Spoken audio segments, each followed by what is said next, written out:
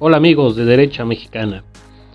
Como habrán visto, hace unos días se celebraron los 111 años del inicio de la Revolución Mexicana. Pero, ¿realmente fue una revolución? ¿En verdad ayudó a los mexicanos?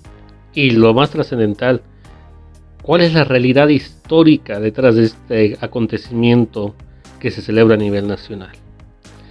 Pues bien, en este video breve vamos a tratar de tocar todos los temas posibles para que veamos desde una nueva realidad este acontecimiento que desde la primaria nos los enseñan como la gran revolución social de México. Pero antes que eso, vamos a recorrer un poco la línea del tiempo.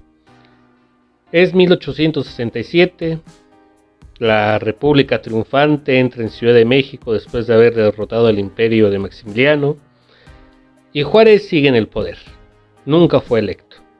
Asumió el poder desde 1856-57, cuando se levanta el Plan de Tacubaya en contra de la Constitución del 57, por haber sido presidente de la Suprema Corte. Hace la Guerra de los 3 años, tiene que entregar el poder, pero empieza con la suspensión de pagos sin intervención francesa. No puede dejar el poder. En 1865, el general Jesús González Ortega le pide que entregue el poder. Él se niega porque no hay Congreso y no hay quien pueda legitimar eso.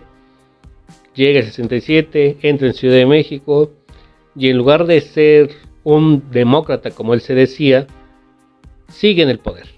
Sigue en el poder porque cree que es necesario y porque, bajo la excusa de que jamás fue electo, se espera a las elecciones siguientes. En este momento entra el personaje que todos conocemos como Porfirio Díaz, quien al resultar electo Benito Juárez se levanta en armas con el Plan de la Noria en 1871, pero para 1872 tiene que dejarlo porque Juárez muere. Y entonces quien asume el poder es Sebastián Lerdo de Tejada. Al final de cuentas, sin una causa en común con sus partidarios, tiene que dejar el plan. Pero Sebastián Lerdo de Tejada, como todo buen aprendiz de la democracia americana, quiere reelegirse al siguiente cuaternio, porque recordemos que antes los periodos presidenciales eran de 4 años. Entonces se reelige Sebastián Lerdo de Tejada y entonces Porfirio Díaz se levanta con el plan de Tuxtepec, que lo logra derrocar, y entonces él asume la presidencia. Un largo mandato solamente interrumpido por el periodo de su compadre Manuel González, quien siendo ya gobernador de Guanajuato, manda una reforma constitucional para que ya se pueda permitir la reelección indefinida. Aquello que Porfirio Díaz defendía desde el plan de la Noria y el plan de Tuxtepec, de sufragio efectivo o no reelección, lo fue traicionando. Y al igual que en el México antes de la independencia, se vuelve a separar las clases sociales. En lugar de españoles peninsulares controlando el gobierno, ahora era el grupo de los científicos y los positivistas quienes lo controlaban y que eran palomeados por el señor presidente. Recordemos que en este momento casi nunca cambiaron a los elegidos. Fue envejeciendo junto con el presidente todo su grupo.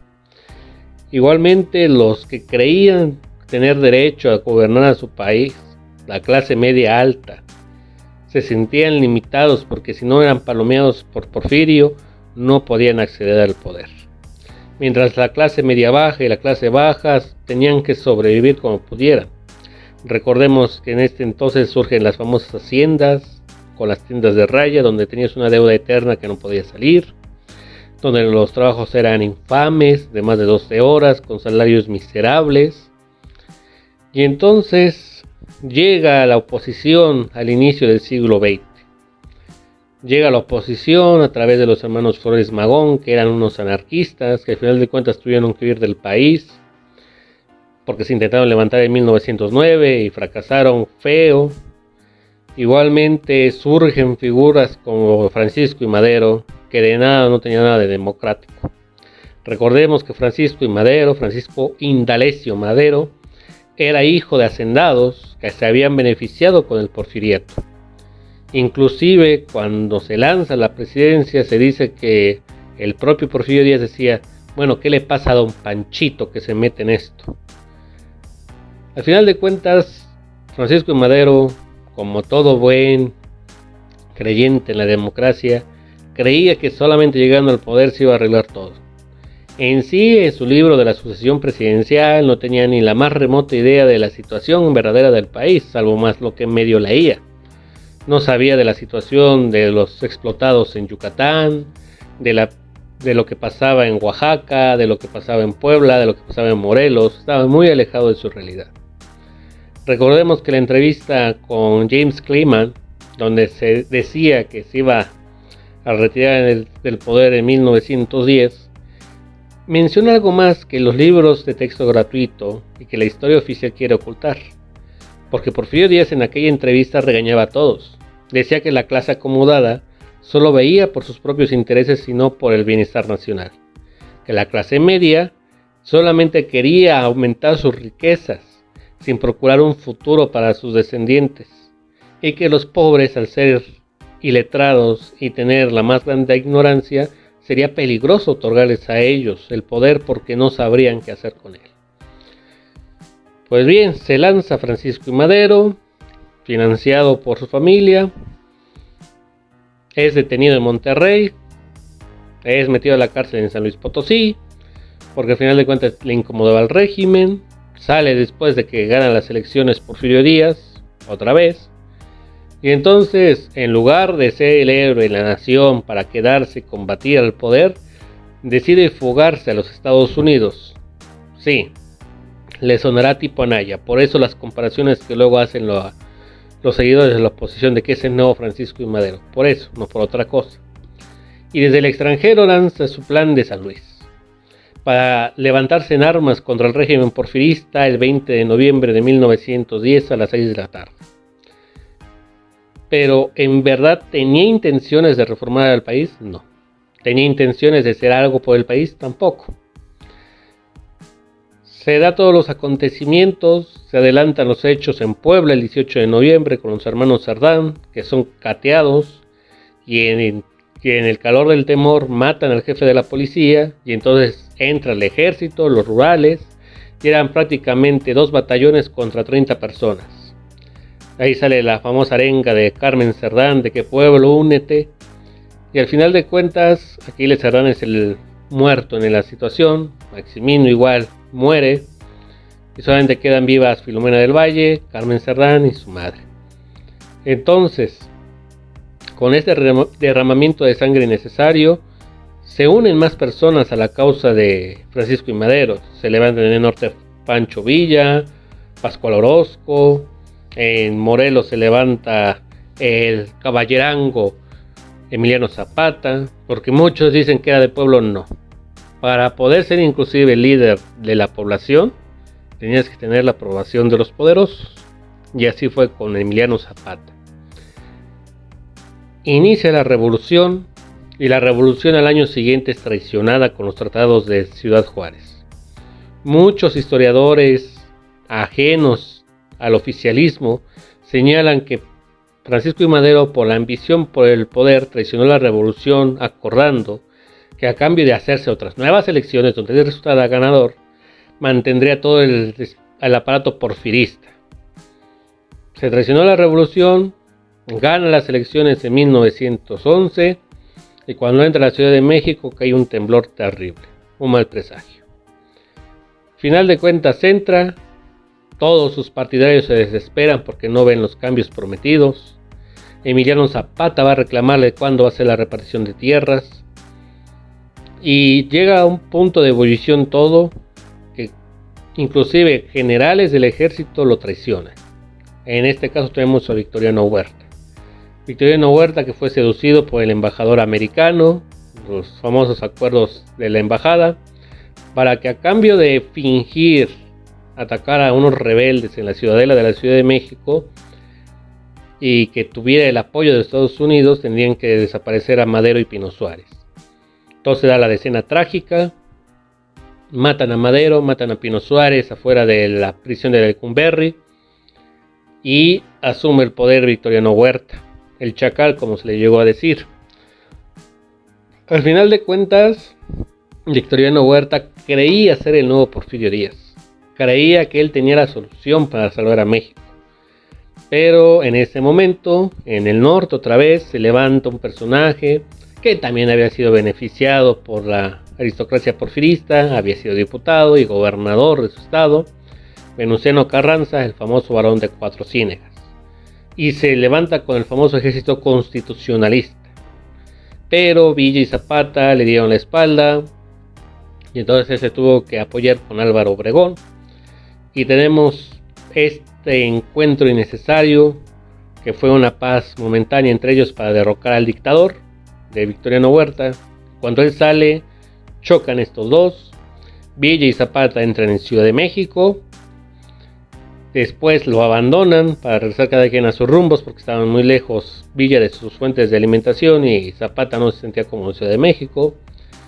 Y entonces entran en Ciudad de México Venustiano Carranza con Álvaro Obregón. Para tratar de llegar a la paz, inventan una convención, la Convención de Aguascalientes. Venustiano Carranza se ve obligado a mandar a representantes, pero lo que le desagrada es que lo destituyen como primer jefe del ejército. Nombran a Pancho Villa como jefe y entonces se vuelve a dar otra guerra civil dentro de la guerra civil. O sea, México en este entonces no tenía paz. Literalmente, Venustiano Carranza quería mantener el poder. Pancho Villa quería que se cumplieran las promesas hechas desde 1910, al igual que Zapata. Y Álvaro Obregón buscaba hacer carrera. Se vuelve a desatar la masacre. Tenemos la famosa batalla de Celaya, donde Álvaro Obregón pierde parte de un brazo, pero acaba destrozando a los dorados de Pancho Villa. Entonces Pancho Villa ya tiene que andar prácticamente saltando de pradera en pradera, haciendo desmanes en Columbus, haciendo desastres con los americanos para que lo buscaran y al final de cuentas no lo encontraron.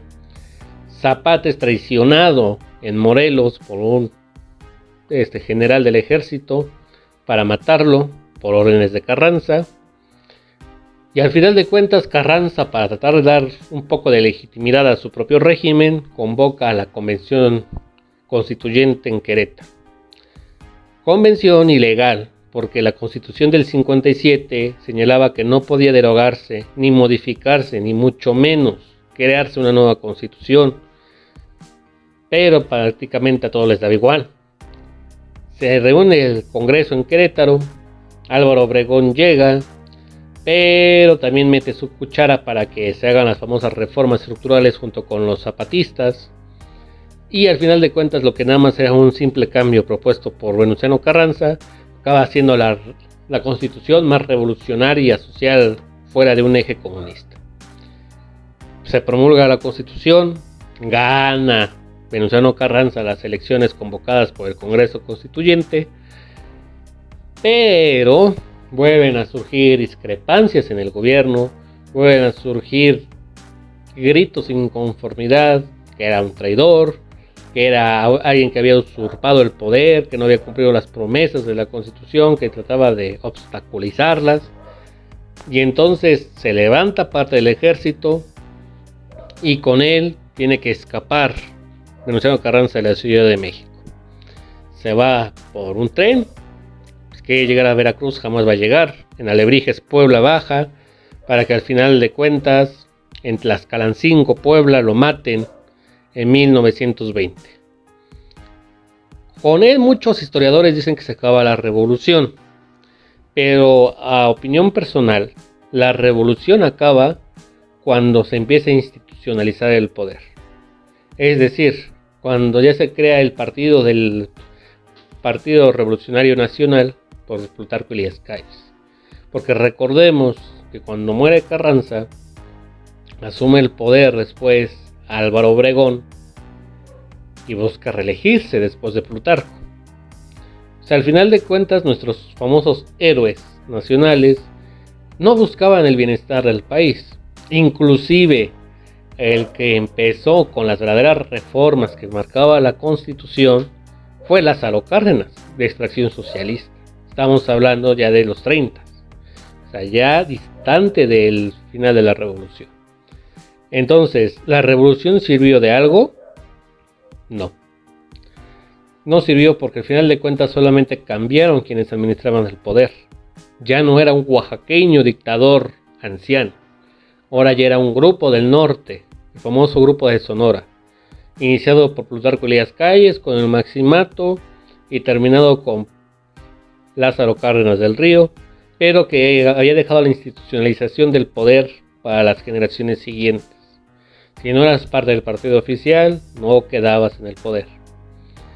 ¿Ayudó a México este derramamiento de sangre? No, la economía se vino en picada, estábamos fatal, teníamos que buscar fuentes y otra vez el reconocimiento internacional, y al final de cuentas se tardó mucho más en recuperar el prestigio nacional por una simple revolución.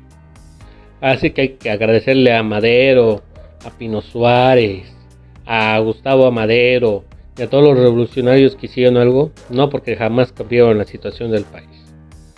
No la cambiaron inmediatamente. Los campesinos tuvieron que esperar hasta que llegara Lázaro Cárdenas y después que llegara Ávila Camacho para que tuvieran agua, porque la gran mayoría del país era zona árida. Igualmente, los derechos sociales no se cuidaban como tal hasta más avanzada con ya la ley federal del trabajo expedida después. Igualmente, las garantías individuales no se respetaban. Recordemos que tiempo después, con los siguientes gobiernos posteriores a la Segunda Guerra Mundial, los mandaban para el carajo hasta después de la Guerra Sucia de los 70s. Así que al final de cuentas, lo que nos deja la revolución como lección es que se repitieron los mismos errores de la independencia. Tratar de vender la libertad de un país, pero solamente para cambiar a quienes dominaban el país. Eso es todo. Así que cada 20 de noviembre que recuerden la revolución, recuerden esto. No nos hicieron ni más libres, ni democráticos, ni independientes. Solamente nos pusieron más figuritas para recordar y para ser historiadores nuevamente. Porque al día de hoy, ni Madero, ni Zapata, ni Pancho Villa, ni Álvaro Obregón hicieron nada por el país. Así que hasta aquí dejo este video de la Revolución Mexicana. Espero sus comentarios. Hasta luego.